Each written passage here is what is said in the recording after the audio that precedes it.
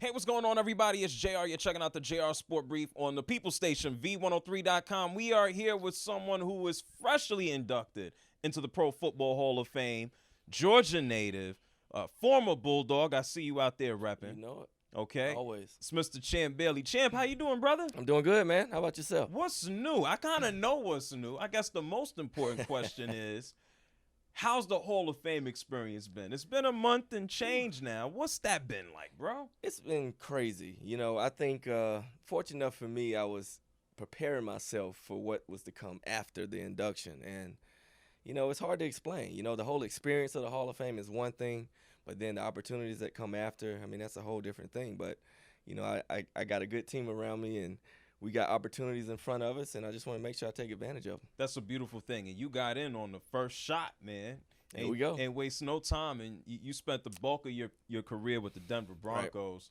Right. When you talk about the preparation, what did you prepare for? Obviously, you know plenty of guys who are already in the Hall. What did they tell you to look out for? Well, one thing you just want to be in tune with what's going to come. And what I realize is, everybody's going to see the induction. I'm not going to say everybody, but a lot of people will see it.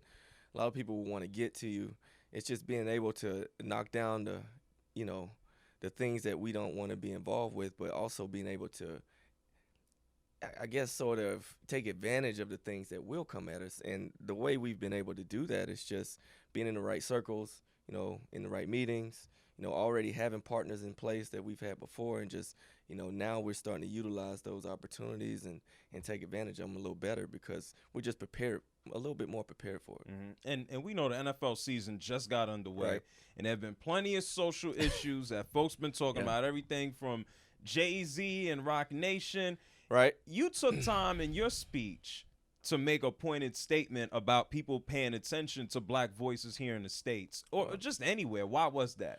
Well, it's my experience, and what I also realize, it's not just me who experiences that.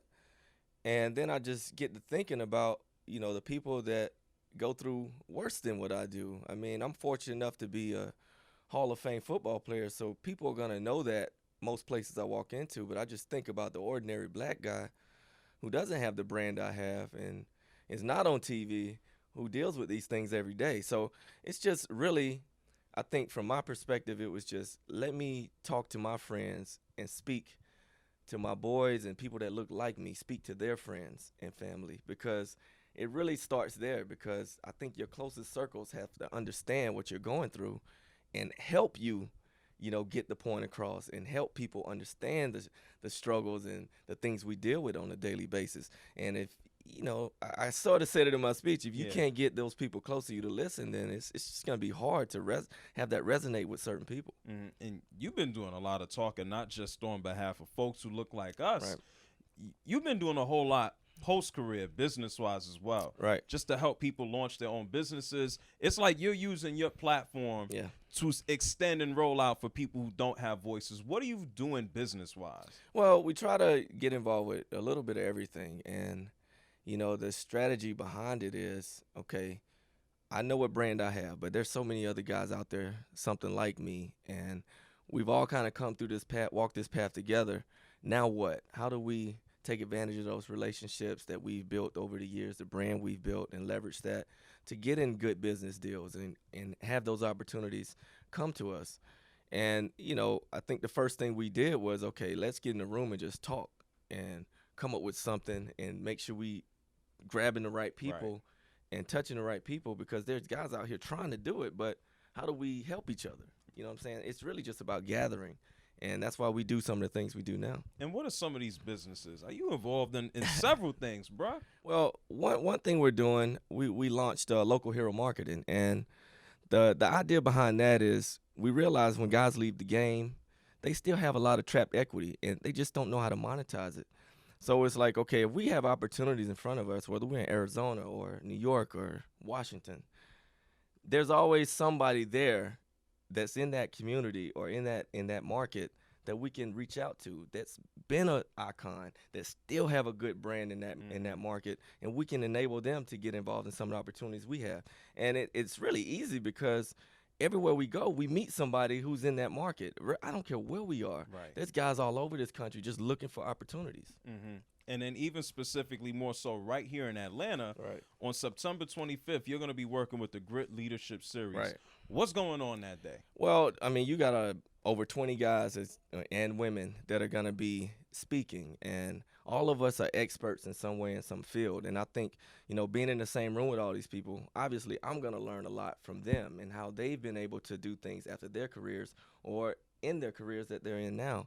So I think the more we learn from each other, the better off we'll be. Plus, I mean, it's a great networking environment. And I think, being able to rub elbows with a Ronnie Brown and Brian Jordan and people like that, it only enables me to do better with my business. So I'm looking forward to it. Man, that's a cool opportunity. Yeah, And before absolutely. we sat down and started speaking, Absolutely.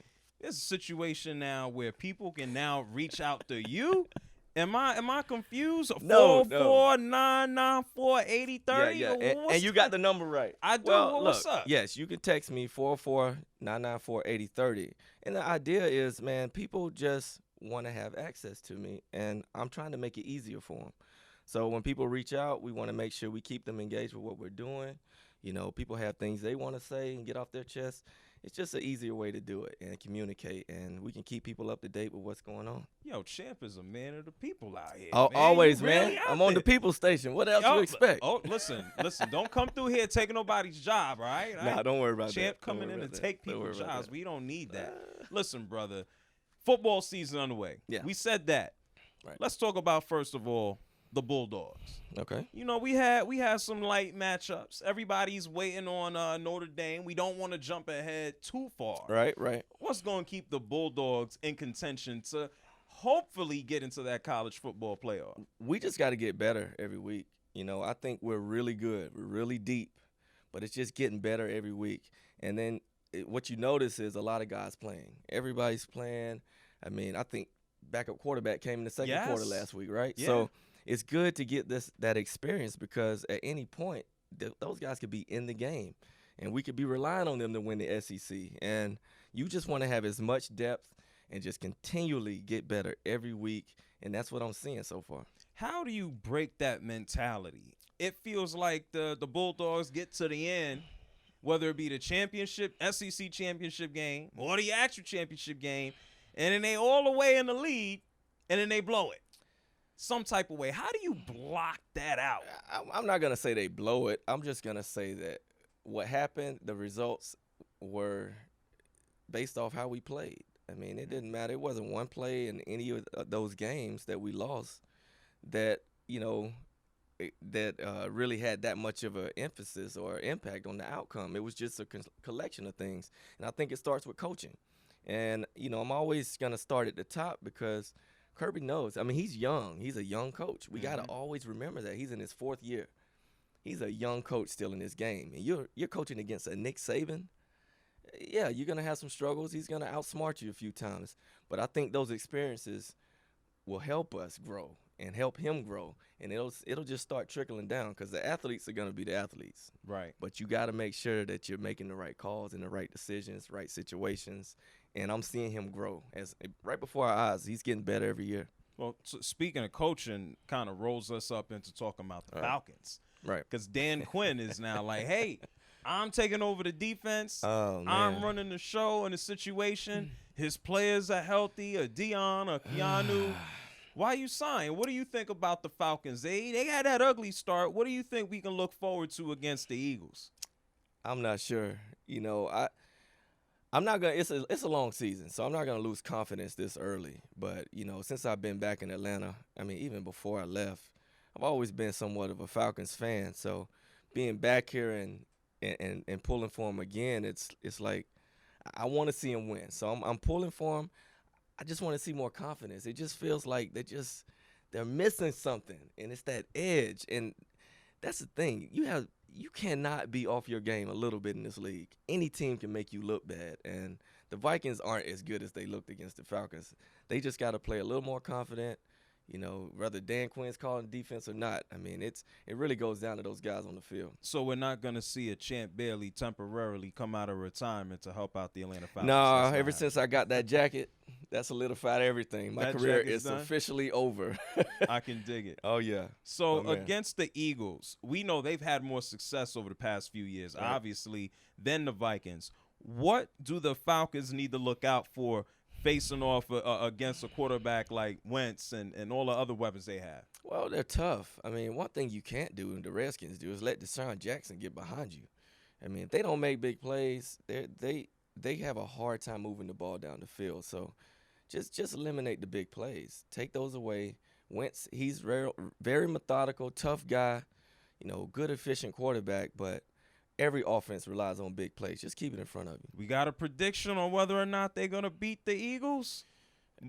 Sunday night football, home opener, lots of hype. How confident do you think the Eagles are coming in here after a big win last week against the Redskins? Probably on that high horse. Exactly, but it's a home opener. They got to be hyped up about this one. I'll give them a good shot because, one thing about losing, man, it takes you back to the drawing board. So I expect a different Falcons team. So I'm going to say they're going to edge the Eagles in this one. Okay, now when you played, what did you listen to before you stepped out onto that field to get hyped?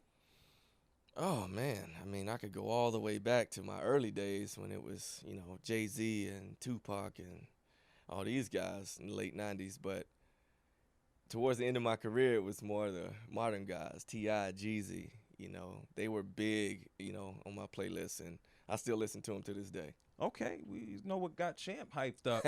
And I mean, there's so much in the news. I feel like, unfortunately, with the start of the season, Right. when you look outside of the Falcons and the Bulldogs, Antonio Brown, always in the news. It's like every day he's marked off something new. Oh, man. Odell Beckham Jr. and his watch. Yeah. How do you feel about the antics of this? Sometimes it's just like, yo, can y'all just – what about the team aspect of it? I don't care about the antics so much. I more care about if you play or not. If you're just doing it and you're not playing, I mean, you could go back to a guy like T.O. You would have thought his antics were a little disturbing. But one thing about him, he always played. He always prepared. And that's what I loved about it. That's why he has a gold jacket. I mean, because he never let anything mess up his game. Be as visual and Eccentric. as anything. I mean, your personality, nobody should judge you based off. Be who you are, but play the game. Just make sure you're out there producing and being a good teammate. That's all that matters. Man, we here in Atlanta on the People Station. You got any last words you want to tell the people? Well, just be on the lookout for Team Bailey. We're around, and we're going to be making some noise in this city.